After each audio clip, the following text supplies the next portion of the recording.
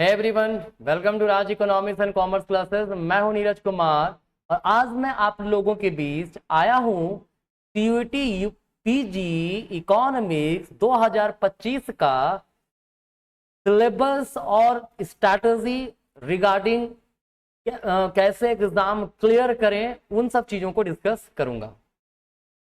आपको पता है कि सीयूटी पीजी अगर आप चाहते हैं कि अच्छे कॉलेजेस में आप जाएं, एडमिशन लें, है ना, तो सीयूटी का एग्जाम आपको अब देना होगा। ठीक है, तो जो बच्चे अभी ग्रेजुएशन पार्ट थर्ड में पढ़ रहे हैं, जो 2025 में एग्जाम देने वाले हैं सीयूटी पीजी का, उन लोगों के लिए एक सुनहरा मौका है, क्योंकि मैं आपका पूरा कंप्लीट कोर्स करवाऊंगा। ठीक है, मैं सिलेबस में शुरू कर रहा हूं सीयूटी पीजी का। ठीक है, आज सिलेबस डिस्कशन है, फिर कुछ कुछ टॉपिक्स आपको यहीं यूट्यूब में फ्री मिलेंगे। ठीक है, उसके बाद आपको एक कंप्लीट कोर्स अगर करना है तो बहुत ही अफोर्डेबल प्राइस पर मैं आप लोग के लिए कोर्स लेकर के आ रहा हूं, जो कि हमारे मोबाइल ऐप राज इकोनॉमिक्स RECC में अवेलेबल होगा।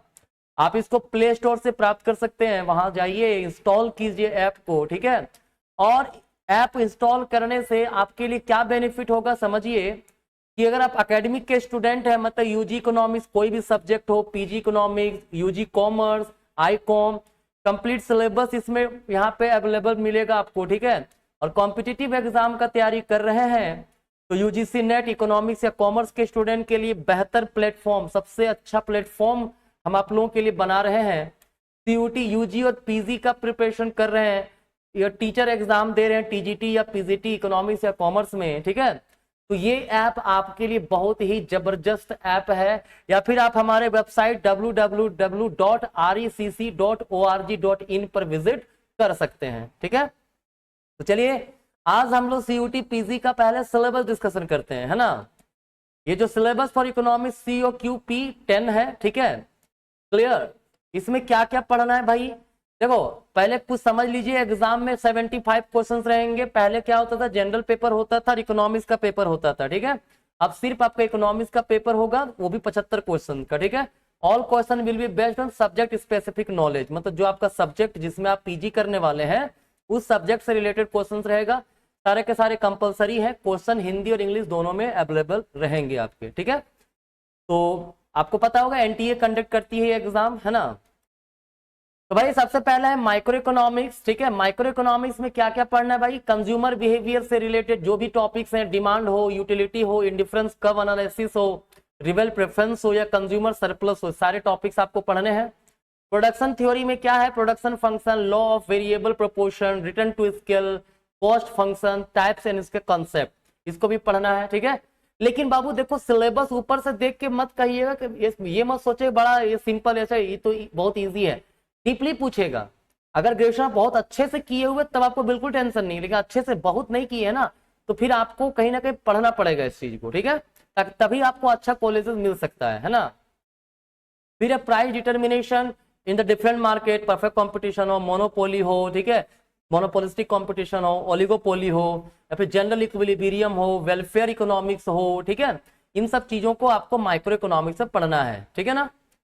मैक्रो इकोनॉमिक्स में क्या है, देखो माइक्रो इकोनॉमिक्स में फैक्टर प्राइसिंग नहीं है सिलेबस में। ठीक है, हटा दिया है वो। ठीक है, उसके बाद है मैक्रो इकोनॉमिक्स में क्या है, नेशनल इनकम अकाउंटिंग, फिर income and output determination, aggregate demand क्या होता है, एग्रीगेट सप्लाई क्या होता है, इफेक्टिव डिमांड प्रिंसिपल क्या है। ठीक है, classical and Keynesian theory of income output जो वो आपको कंप्लीटली पढ़ना है। ठीक है, मनी एंड इन्फ्लेशन ये मैक्रो इकोनॉमिक्स के अंतर्गत ही है। ठीक है, demand and supply of money क्या है, मनी मल्टीप्लायर क्या होता है, हाई पावर्ड मनी क्या होता है, credit creation bye commercial bank, reserve bank का क्या रोल है। ठीक है, कमर्शियल बैंक का क्या क्या फंक्शंस हैं, फिलिप्स कर्व क्या होता है, मॉनेटरी पॉलिसी क्या है, फिजिकल पॉलिसी क्या है, इसके क्या रोल्स हैं, ये सब चीजों को पढ़ना है।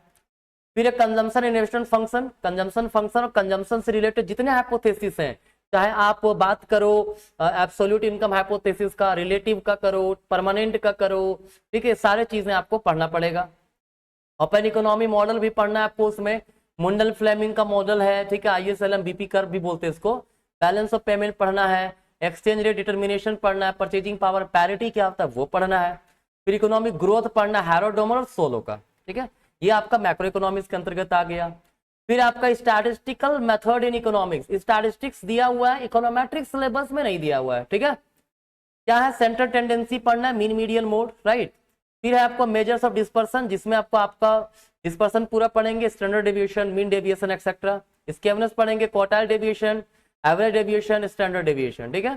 फिर एक कोरिलेशन पढ़ना है आपको, फिर सिंपल रिग्रेशन मॉडल और प्रोबेबिलिटी डिस्ट्रीब्यूशन सैंपलिंग। ये सब चीजें आपको इतना जो है आपको स्टैटिस्टिक्स में पढ़ना है, ठीक है।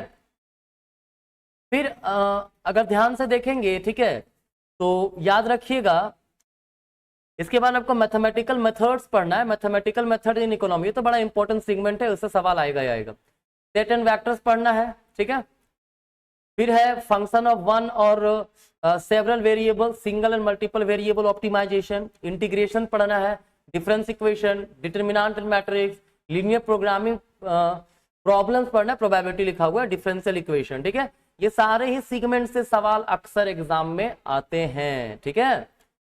फिर है आपके पास इंडियन इकोनॉमी, ये थोड़ा सा डिफिकल्ट सेक्शन है, क्यों, डेटा बहुत है।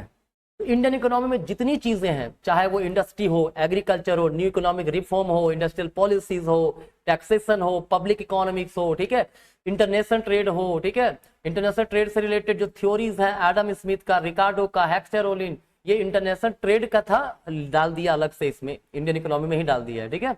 ये बहुत ही बड़ा सेक्शन है, ठीक है। इन सबको मैं बेहतर तरीके से इजी वे में आप लोगों के बीच प्रेजेंट करने वाला हूं, ठीक है। तो आप लोग कनेक्टेड रहिएगा। सीयूटी पीजी इकोनॉमिक 2025 के नाम से प्लेलिस्ट बनेगा, हर चैप्टर का साथ में एमसीक्यू भी करवाया जाएगा।